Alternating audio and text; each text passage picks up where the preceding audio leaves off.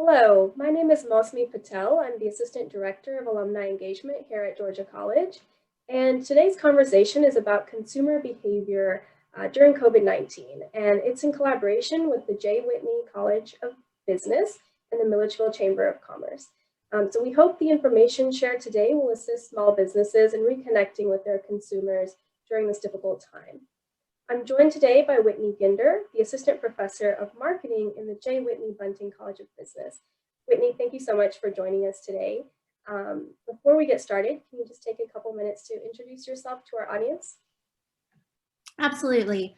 Yes, my name is Dr. Whitney Ginder. I am an Assistant Professor of Marketing at Georgia College, and I've been here at Georgia College for, this is my fourth year here. Prior to coming back to academia, I worked in the retail and fashion industry, in management, in visual merchandising, in fashion merchandise buying and planning, both for small independently owned boutiques as well as for larger multi-chain stores. So that's what my professional background is in. My research areas of interest really focus on consumer behavior and more specifically corporate social responsibility, sustainability and fair labor and diversity communications that companies use and the impact on consumer perceptions and behavior. So I teach principles of marketing, consumer behavior, retailing, fashion merchandising and marketing, as well as social media marketing here at Georgia College. Amazing, that's great, thank you. And so the information that we'll be sharing today, again, is related to COVID-19. So we hope that you walk away with some insights on how to better understand your consumers and their buying trends during this time to help you with your marketing and business strategies. So Whitney, I will just go ahead and dive in with my first question. How has COVID-19 impacted consumer attitudes and behaviors? Gosh, well, there are many ways I'm sure that we've all experienced ourselves as consumers. COVID-19 is really one of the most significant and unprecedented crises that some consumers have experienced in their lives. There was fear of infection and illness and fatality, either for themselves or their loved ones, and still is. And, especially in the beginning, kind of mass hysteria, and still, economic strain and financial losses that consumers are experiencing, and that has implications in the form of panic and anxiety and depression that all kind of impact our attitudes and our behaviors as consumers.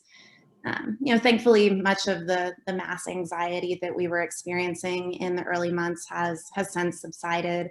But when we experience that type of fear and uncertainty, people behave in ways that allow them to kind of compensate for their perceived lack of control, right? We couldn't control the pandemic, and we couldn't control the lockdown. We have control perhaps over our finances and our job security, and so we could consumers behaving in certain ways that are kind of expected, right? They were hoarding goods, out of fear that they weren't going to be available, which led to scarcity of necessary items and more fear and kind of extreme buying behavior. And thankfully, we've seen that level out and supply chains kind of learn to deal with the demand.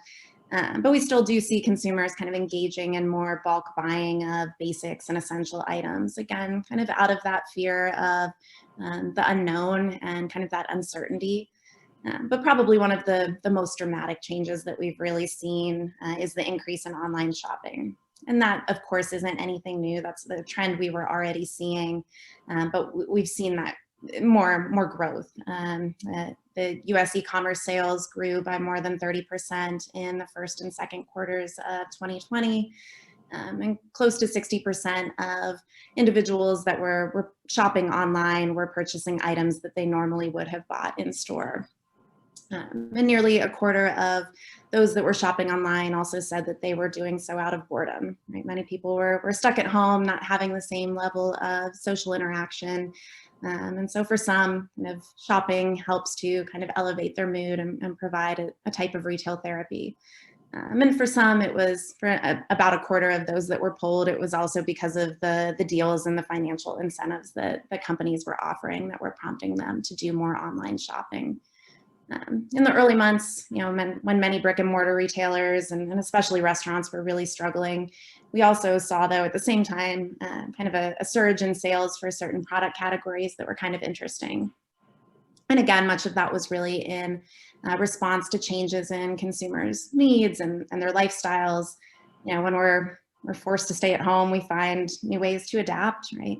Find new ways to exercise, new ways to dress and cook, work, and entertain ourselves. And, so we saw puzzle sales up by more than 300%. This summer, there was kind of a COVID camper craze where RV and motorhome sales were up. One company recorded an increase of up over 160%. Peloton bikes are expecting their first $1 billion quarter, and in the first quarter, they tripled their sales. Apparel sales, which in general were down, about 35% compared to a year ago. At the same time, though, within that category, we saw growth in active and athleisure clothing, while on the other hand, professional and formal attire sales were significantly down. So as people have had to adapt to kind of this new normal, their purchasing patterns have as well. Probably one of the biggest challenges is the economic downturn. And for many consumers, whether it's out of necessity or simply just caution, right, they've minimized their consumption, focused more on savings, and definitely have delayed certain purchases that they may not have otherwise. And so we see kind of more price conscious behavior among consumers. And we've seen that impact certain industries more, like the service sector has taken a significant hit with spending still down now. On the flip side, though, we saw kind of some other interesting trends. There were several luxury good companies that actually reported an uptick in certain markets, like China, after lockdowns were loosened the first time. There was kind of a release of pent-up demand, and people weren't forced to stay home any longer, and we're kind of looking to aspirational purchases and aspirational brands, and triggered what some analysts called a form of revenge spending. So we've seen a lot of shifts in terms of consumers' attitudes towards what they're buying, towards spending money, and really how that has translated into their behavior. Great. So, and you did mention that we're seeing a lot of shifts in consumer behavior due to COVID. What long-term shifts do you think we might see as a result of COVID? That's a good question. I think the jury's still out on that, right? We're creatures of habit. So we've already seen that many consumers have resorted back to some of, their original routines and ways of buying. But just like we saw in the wake of the economic downturn during the Great Recession, the pandemic may very well kind of create a new segment of price-conscious consumers who are focused on saving and really seeking deals and greater value in the purchases that they do make. And most analysts would agree that we'll continue to see higher rates of online shopping, and in particular, a steady growth and continued interest in kind of the buy online, pick up in store model. So we've seen companies kind of evolve to meet the changes in consumer demands, with even small independent stores, implementing more online ordering options. But we've seen more first-time users of online grocery and delivery models, particularly among older adults who are at greater risk for complications from the virus, and many expect that behavioral shift will likely persist. What was kind of a niche service prior to COVID-19, now has seen growth in trial and more familiarity and experience, and consumers are likely going to see the greater convenience that adds to their lives, even willing to pay a slightly higher price for that. So obviously some of the kind of how and where of shopping have changed, and that will likely continue to endure. But we've also kind of seen the why change, right? Consumers are being more mindful of their consumption and not just how much they spend, right? There's been kind of a shift toward greater desire for quality and for meaning in their purchases. And some research shows that consumers are expressing and still kind of maintaining a preference for local shops, right? They're drawn to their smaller hometown shops and are aware of the impacts that the pandemic has had on their communities and on small businesses. And, where financially possible, they're trying to give back. According to the National Retail Federation, about half of consumers have specifically made purchases at small businesses during the pandemic and are trying to continue to, be patrons of those smaller stores to support them. And I guess an added bonus of supporting smaller businesses is that it doesn't require you to be inside as long, right? And there's not as much interaction and maybe not the same volume of other consumers, which is desirable. We've also the isolation and kind of lack of connection that many and interaction that many consumers have experienced during the lockdown and then in the months following, right, has caused some consumers to crave more kind of connection and long for those experiences that they miss. So, I think once we finally are in a post-pandemic period where people feel fully safe being out, there will really be a renewed interest in events and cultural events and theater and live music and sports.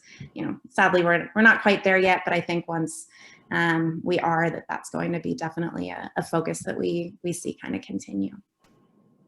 Absolutely. And as you mentioned, people are gearing more towards the grocery pickups, the ease and convenience of not necessarily having to go into these crowded stores. Mm-hmm. What do some of these changes mean for small businesses, and how can they adapt their business practices to accommodate? That's a good question. Obviously, all businesses have faced challenges during this time, but I think there's been a disproportionate burden on small businesses during COVID-19. 7 out of 10 small business owners say that the pandemic has caused them to make permanent changes to how they operate. And those that have made it through kind of the initial shock of the crisis, feel confident that they'll be able to survive and thrive. But they've had to adopt new technologies, alter their operations, and really just be more agile and kind of pivot to the changes that are needed. Obviously ensuring the safety of their employees and their customers, but really kind of having to think outside of the box for how to meet the changing demands of their consumers. And so research suggests that those small and medium-sized businesses that are more digital forward are really those that are better equipped to kind of handle the changes that are happening and are likely to continue to happen in the marketplace. And so consumer behavior research would say, really trying to offer additional services where possible, like online ordering, delivery. I know that might sound daunting for a small business, but even doing, a kind of scaled down version of the buy online or over the phone and pick up curbside, right? There's still ways to kind of implement what big box retailers and stores are doing, but at a smaller scale. Many consumers that, who are now more willing to go out and make in-store purchases still want to minimize the number of trips and the amount of potential exposure and interaction that they're having. So really for stores and for retailers to try to kind of update their websites and their social media platforms so that customers know what's in stock, know what to expect when they get to the store. So, really providing information like that's another recommendation. Kind of going back to the data regarding greater price consciousness among consumers, to the extent possible, while still maintaining profitability, offering kind of sales promotions and incentives, price reductions that will continue to drive traffic and enable small businesses to kind of compete with what the online and big box stores are using. But again, I think that this time has caused many consumers to kind of reevaluate their purchasing priorities, and that creates a unique opportunity for small businesses, right? Consumers of course, appreciate the value they get from Amazon and Walmart, but many also are seeking to make more values-driven choices, right? And that's not just a result of the pandemic. I think that's in light of other social issues that have emerged and have prompted, some consumers to specifically seek out Black-owned businesses and female-owned businesses, and so I think the community aspect for small businesses is really an asset that they can leverage in this time when consumers are seeking connection and meaning. Yeah, absolutely. I completely agree. So what are some of the best practices that small businesses can use to ease their consumers' concerns about returning to the marketplace? I know there's always questions about safety and those fears about going back into those businesses. So what are some strategies that they can incorporate? Sure. Obviously we have seen, many consumers kind of return to their normal purchasing behaviors, right? But for many, there's still apprehensions. So I think it's really just about good communication and conveying that you're implementing the safety precautions that are either required or recommended to keep your employees and your customers safe. So requiring masks and reconfiguring retail and service spaces to enable more social distancing, implementing contactless payment options. That's something that we've seen a lot of businesses use during this time, ensuring effective cleaning and sanitation, and really kind of just leading by example, right? And kindly reminding patrons to maintain safe distance from others. And so for those consumers that are kind of uncertain about engaging in those out-of-home activities, it's really those practices I just mentioned that help to kind of ease their concerns. And I think creating, store signage, having information at the storefront to let customers know what you are doing, and using social media to communicate those operational changes as well, gives consumers the information that they need to make those decisions about where they might feel comfortable shopping or interacting in person. Sure. And you kind of just mentioned social media, but how can small businesses best communicate and connect with their customers during this time? Well, obviously, social media, is one of those key tools, and the pandemic has caused consumers to be more willing and open to engage in new digital experiences, and the use of online and digital platforms really is more essential now than it ever has been, especially for reaching many demographic groups, right? Social media is key for kind of building and maintaining those relationships. A Harris poll that was conducted in the beginning of the pandemic, late March to early May, found that between 46 to 51% of US adults were using social media more since the pandemic began, right? And so it is a key way when we're not having as much in-person interaction to really reach your target customers. But I think small businesses also have a unique capabilities when it comes to personally customers via text, via email, and other direct channels. And so really just improving your online presence, right, through your website, through more effective search engine optimization so your customers can find you, and focusing on social media to really leverage the power to build a community and to build relationships. During this time, I've been working on a research project with two co-authors about how major brands are using social media, Twitter in particular, to communicate with customers, or really any stakeholders during COVID and in the months since the initial spike of the pandemic. And what we really saw in the early months was that brands were trying to reassure their customers, right? Acknowledging kind of this new normal, but providing information and reassurance for how they were adapting, how they were planning to protect their employees and their customers. But then, after some of the initial shock kind of wore off, and we adapted a little more, right? Providing content and communication still that were comforting and encouraging, and finding creative ways to connect with your community and your customers.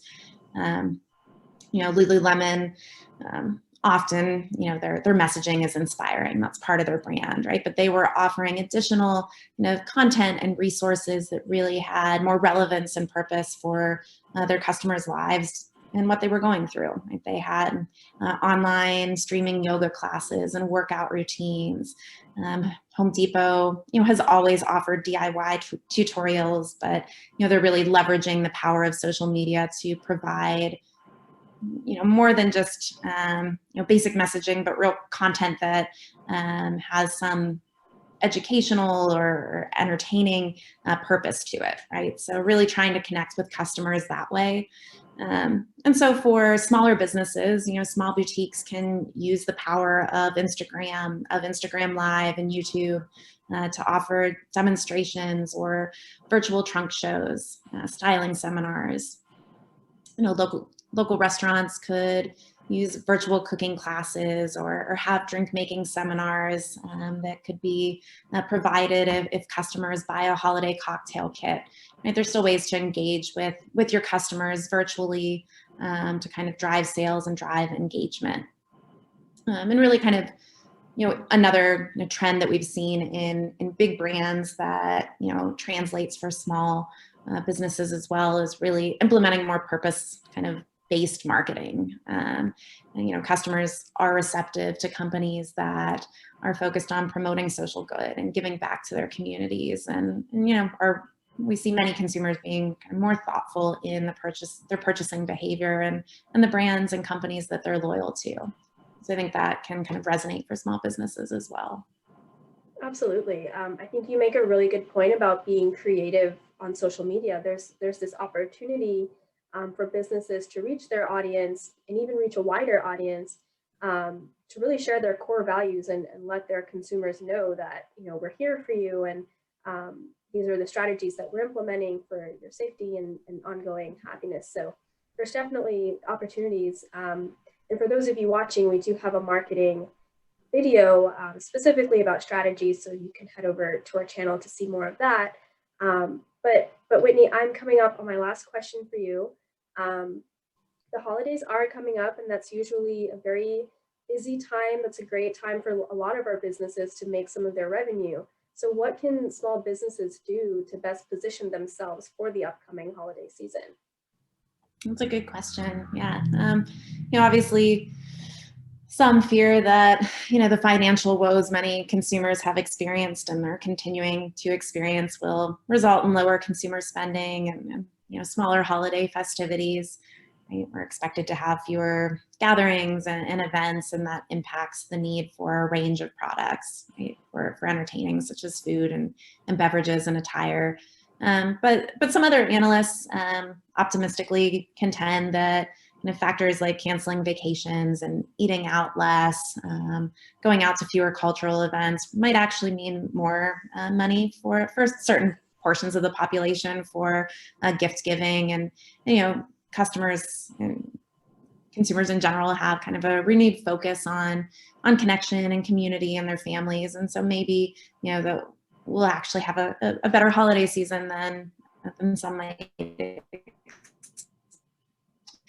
But it will be difficult, especially for retailers whose revenue is dependent either entirely or predominantly on brick and mortar sales. We've seen obviously the trend toward more online shopping, but we've seen already this holiday season, a growth in that in the first 10 days of the holiday season. So the first 10 days here of November, we've seen U.S. consumers spend $21.7 billion online, which was a 21% increase over last year. And it depends on the poll, but research shows anywhere from 40 to 60% of consumers are planning to do most of their holiday purchasing online, largely driven by concerns about the pandemic, but some of that was already happening anyhow. And so for small businesses and especially brick and mortar retailers and restaurants, right, they need to start their holiday promotions earlier, and we're kind of seeing that across the board.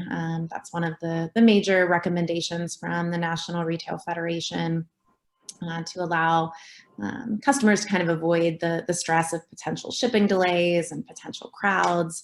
And so, bargains still, are one of the aspects that many customers are looking for.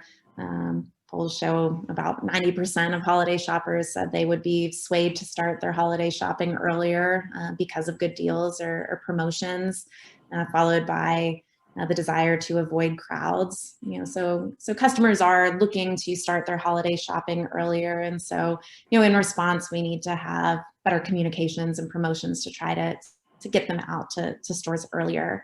And again, small retailers can work to leverage online purchasing options and really leverage their social media to connect with their customers, and also provide kind of value-added services that maybe big box retailers can't. Offering gift wrapping or personal shopping, which would especially be helpful for working families that are overburdened by kind of the complications that the pandemic has brought on to their families. Some major retailers at the beginning of the pandemic, like Best Buy and Lululemon, were offering one-on-one appointments. And that's a model that maybe small retailers could use kind of use after hours for some of their VIP guests or their very loyal customers who might be apprehensive to shop during peak hours. Restaurants offering pre-made family meal deals and really trying to find ways to kind of add convenience to the shopping experience and connection to the shopping experience without much additional cost. So it's likely to be a holiday season unlike any that we've all experienced before. But I think it's a prime opportunity to really leverage those personal connections and build community during a time when so many are seeking that. Absolutely, and going back again to creative social media campaigns, I think leveraging that is also a great opportunity for businesses right now. Definitely. Well, thank you so much for answering our questions today. I hope that this information was beneficial to our business owners watching. If you have more questions about this topic or would like more information, let us know in the comments and we can try and provide more insight. But thank you again to Dr. Whitney Ginder for joining us, and I hope you enjoy the rest of your day. Thank you.